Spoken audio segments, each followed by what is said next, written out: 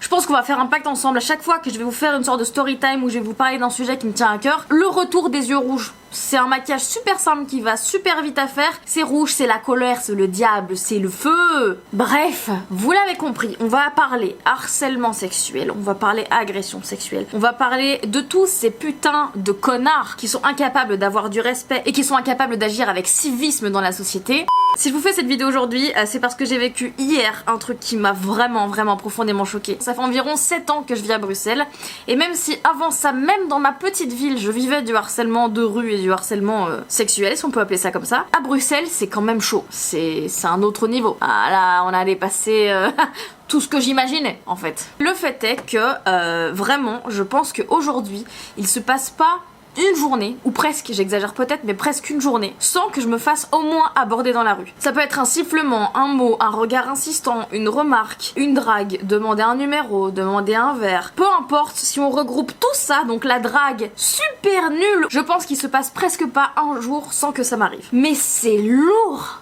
Ah, y a rien de prétentieux à ça. On m'a déjà dit que c'était prétentieux de dire ça alors que je préférais que ça soit pas le cas, hein. Je préférais le contraire, disons-le. Avant que j'arrive à Bruxelles, je vivais dans une petite ville, mais déjà, à l'époque, il y a un jour où il y a une expérience qui m'a quand même pas mal marquée. J'étais avec une amie qui est aussi comme moi, un peu coquette, etc. Et on sortait à deux. J'habitais à 150 mètres, 200 mètres du café où on était, ou du bar où on était pour boire un verre. On était au bar et il y a le barman qu'on connaissait qui était un pote quoi, quelqu'un qu'on connaissait, qui nous dit c'est le monsieur là-bas qui vous offre un verre mais le prenez pas, je vous conseille pas quoi. On dit ah ok, on fait semblant, on fait ah merci, et entre nous on se dit on va se lever, on va sortir et on va rentrer chez moi. Enfin on sait jamais ce qui peut arriver, s'ils commencent à payer un verre à des mineurs parce qu'on doit avoir 17 ans ou peut-être qu'on venait d'avoir 18 ans mais on était vraiment, bref on était bien jeunes quand même. Et donc on sort de là et on commence à marcher, mais on était en talons donc on avait l'habitude de ça, mais on a 150 mètres, allez 200 mètres à faire, et on entend le gars qui sort directement après nous du bar,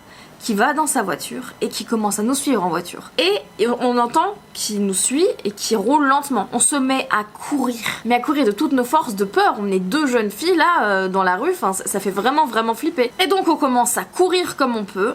On arrive chez moi et en fait chez moi il fallait juste tourner une rue et au tournant juste après il fallait encore 20 mètres avant d'arriver et d'ouvrir la porte. On court comme une folle, on prend vite le tournant, on continue à courir, je suis là avec mes clés à essayer de trouver la bonne clé parce que dans le stress évidemment c'est compliqué. Je prends la bonne clé, je la mets dedans et le gars on entend qu'il accélère pour nous rattraper et qu'il fait le tournant en voiture en fait. On arrive à ouvrir la porte, on rentre, on la claque et on était sauvés. Mais ce sentiment de j'ai sauvé ma peau, c'était vraiment horrible de se dire je ne sais pas ce qui aurait pu se passer. Il se serait peut-être rien passé de grave. Mais ça fait tellement peur que tu t'imagines le pire. On rentre, on claque la porte et on attend. Et on se dit juste on n'allume aucune lumière en montant pour pas qu'ils voient dans quel appartement j'habite. On a eu cette vivacité d'esprit. Et le gars est resté 10 minutes devant la porte, en voiture, on entendait le moteur tourner juste devant.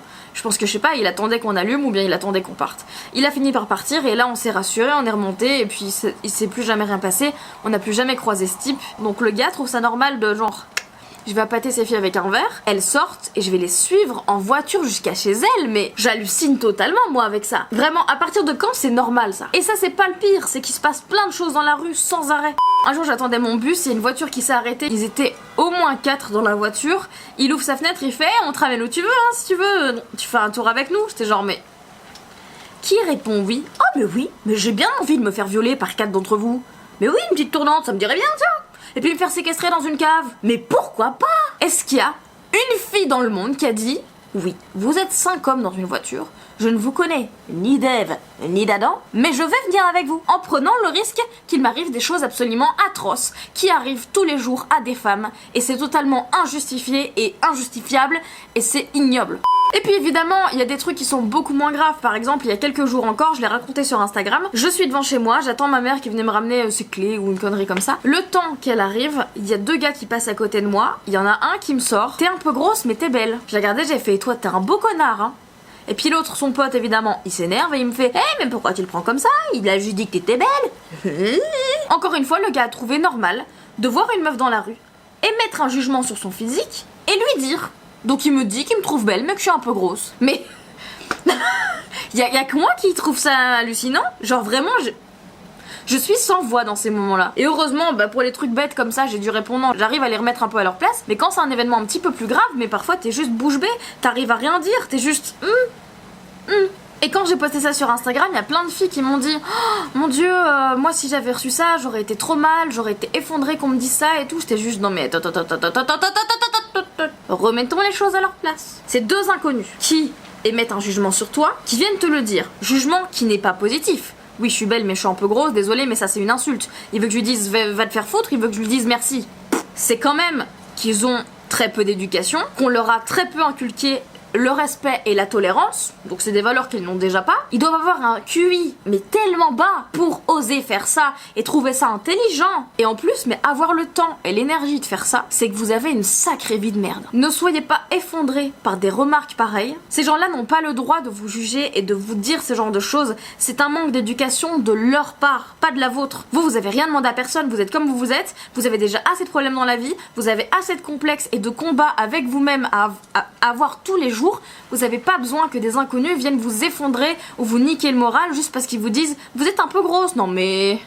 Il y a quand même un jour où je vais chercher mon diplôme, je pense, donc c'était il y a 2 ans, quand j'ai fini mon master, je vais chercher mon diplôme qui était arrivé, je marche tranquillement, et il y a un gars qui est là, et ça se voit que c'est le genre de gars qui a rien à faire et qui squatte pendant des heures comme ça devant un bâtiment, tu sais pas ce qu'il fout, et qui me dit ah, 5 kilos en moins et je te prends. On en parle de cette phrase? Comment tu trouves ça normal de dire à une fille dans la rue je te prends? Et en plus, c'est 5 kilos en moins. Ah bah oui. Mais merci de m'éclairer là-dessus. Mais tu sais quoi, grâce à toi, oui, je me rends compte, je suis grosse. Je vais perdre 5 kilos pour avoir le droit que tu me prennes. Non mais... Il y a un jour un gars, j'attendais le tram, il est venu dans mon oreille, donc c'était assez tard, entre 22 et 23 heures vu qu'il y avait encore des trams, et je suis là, j'attends tranquille, il y a un gars qui vient dans mon oreille, donc il vient près de moi vraiment, sa tête est là, et il me chuchote vraiment tout bas, ah, j'en ai des frissons, rien que d'y penser et de revivre cette situation là, et qui me dit j'ai envie de te prendre contre le métro.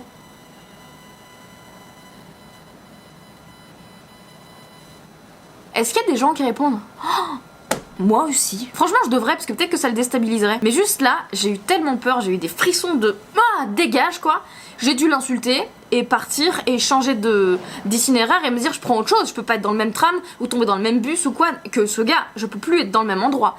Parce que ça fait peur là, tu dis si le mec ose me dire ça dans l'oreille, il ose peut-être le faire et passer à l'acte. Et là c'est encore plus grave. Et le pire dans tout ça c'est qu'on s'habitue à ces remarques, on s'habitue à avoir peur. Toutes les filles qui payent un taxi en rentrant de soirée, qui n'ont peut-être pas les moyens mais où on se dit je préfère payer 20 balles pour rentrer saine et sauve que risquer de rentrer à pied toute seule et de me faire violer ou kidnapper ou insulter dans la rue. Et même pire, j'ai déjà eu peur dans un taxi. Ça m'est déjà arrivé que le gars lui-même commence à me draguer, je commence à me dire est-ce que je vais réussir à sortir de ce taxi? C'est quand même dingue ça aussi. On s'habitue à ces remarques en se disant ouais c'est normal, c'est un con. Non, c'est pas normal, c'est un con. Oui, ça c'est un fait avéré, vérifié, c'est acté.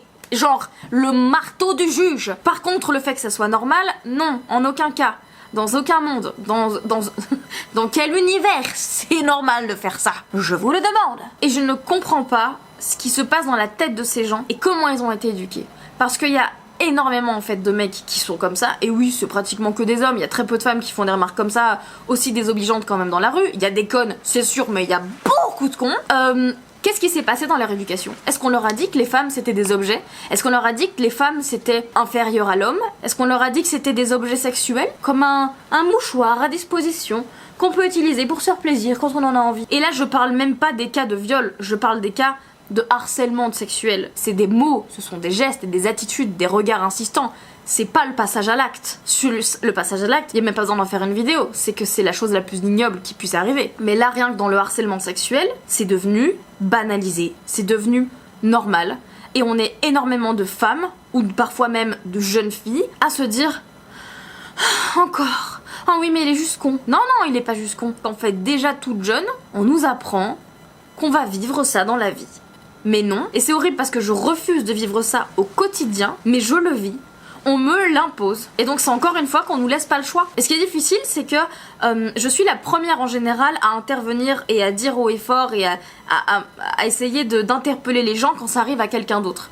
Quand je vois une autre fille dans le tram qui se fait emmerder, je vais essayer d'intervenir pour essayer de la sauver entre guillemets de la situation. Mais quand ça t'arrive à toi, mais c'est si dur parce que on vient dans ton intimité profonde, on vient dans ta bulle, on vient la briser pour te dire des choses qui sont sales. Je suis désolée, mais le mot c'est sale. Et donc, hier, ce qui m'est arrivé, c'est que je prends mon tram pour aller au boulot. Je suis dans le tram et en fait, il y a donc des sièges où il y a une vitre devant. Et quand il y a de la lumière, on voit pas trop à travers la vitre parce qu'il y a des reflets. Et donc on se voit plus nous que la personne de l'autre côté. Et moi je suis comme ça et vu que j'ai un trajet d'environ d'une demi-heure, je regarde, j'écoute de la musique, je regarde mon téléphone, je me rends pas compte de ce qui se passe. Il y a un gars qui rentre et qui se met juste collé face à moi, à cette vitre. Et puis voilà, et puis en fait, dans ma vision, je m'en rends compte qu'il y a un mouvement assez répétitif au niveau de ces parties qui, moi étant assise, sont plus ou moins dans mon axe visuel quoi. Et puis je commence à réaliser, je me dis qu'est-ce qu'il fait? Et du coup je regarde et je me dis ah non, mais peut-être qu'il se gratte, il remet en place, il s'occupe de ce qu'il a besoin de faire, mais il fait rien de mal. Sauf que si tu te grattes et que tu remets en place, ça dure 10 secondes, pas 2 minutes. Et en fait, là je le vois, qui est occupé avec, donc sur son jean évidemment, pas dedans, il a sa main cachée par une sorte de petite sacoche. Et je vois sa main qui fait un mouvement, je sais même pas dire exactement ce qu'il faisait, mais qui fait un mouvement vraiment répétitif, exactement. Ah, ça me dégoûte rien d'y penser, j'ai envie de vomir quoi. Et là, je sens une montée de... Je sais pas, j'ai un sentiment très bizarre en moi qui monte, même physiquement, et de dégoût profond. T'as l'impression qu'on vient d'entrer dans ton intimité et qu'on t'impose quelque chose, c'est une agression sexuelle. On peut pas parler de viol, mais ça c'est une agression sexuelle, c'est juste dégueulasse. C'est juste un putain de malade qu'il faut interner et soigner. Et malheureusement, je m'en veux très fort, mais ma seule réaction ça a été le sauve-toi. Je me suis levée et je suis allée à l'autre bout du tram, et de là-bas, le temps que je m'assois et tout, je vois qu'il fait... Comme si il était saoulé que j'ai bougé. Non mais... Et je prends mon téléphone en me disant... Dès qu'il se retourne, je dois prendre en photo. Je sais pas pourquoi, je me disais juste, je l'affiche. Même si c'est pas pour la police, parce qu'on sait qu'en général, ça mène à rien. Ils font rien. Même si c'est pas pour la police, je sais pas... Je l'expose quelque part sur les réseaux, n'importe où, mais pour montrer cette situation que je viens de vivre et qui est horrible à vivre et... Vraiment, c'est affreux quoi. Et le temps que je prenne mon téléphone, le tram s'arrête, les portes s'ouvrent, il s'en va. Et là, je me dis merde, je ne le vois plus. Je prends mon téléphone, je prépare le mode filmé quoi, le mode vidéo, en me disant le tram va recommencer, donc il va redémarrer dans 20 secondes quoi. Il va redémarrer et pendant qu'il marche, je vais le filmer. Je m'en fous, j'aurai son visage, j'aurai la preuve que c'est lui quoi. Malheureusement, le tram redémarre et il n'était plus là. Je comprends même pas comment c'est possible. Et après on vient dire que c'est pas les hommes le problème. Mais si, est-ce que t'as déjà vu une femme se toucher devant un mec dans un tram? Non. Par contre le contraire, ça c'est répandu et ça on le sait tous. Il y a des articles, des reportages, des documentaires qui en parlent, il y a des témoignages. Et malgré ça, on continue comme si c'était normal. C'est hors de question que j'en parle pas, c'est hors de question que j'extériorise pas ça déjà pour moi, c'est clairement un acte égoïste.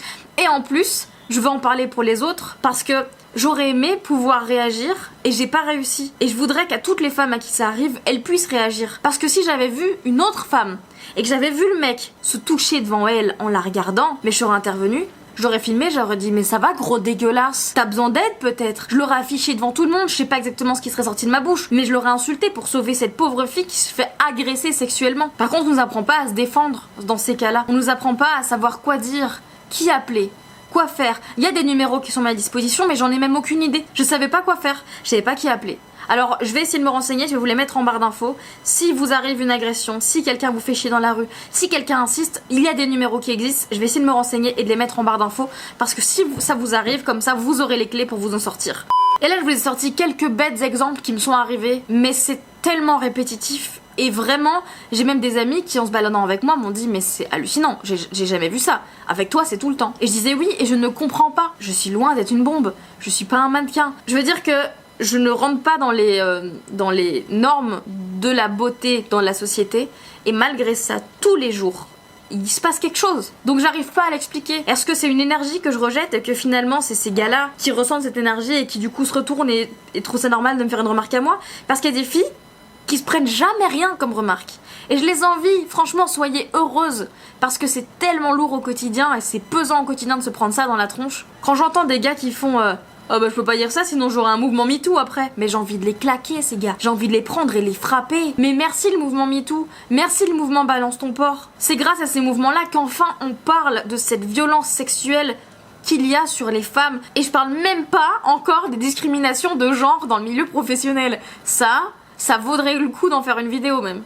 Je sais honnêtement pas comment cette vidéo sera prise et je sais même pas comment terminer cette vidéo parce que j'avais juste besoin d'extérioriser ça pour moi, j'ai besoin d'en parler pour vous, j'avais besoin qu'on ouvre une discussion là-dessus, de voir vos réactions, d'entendre vos histoires à vous aussi, pour moi aussi ne pas me sentir seule, en espérant que ça vous permette aussi à vous de ne pas vous sentir seule. J'allais dire j'espère que cette vidéo vous aura plu, mais je sais pas si ça peut plaire ce genre de vidéo.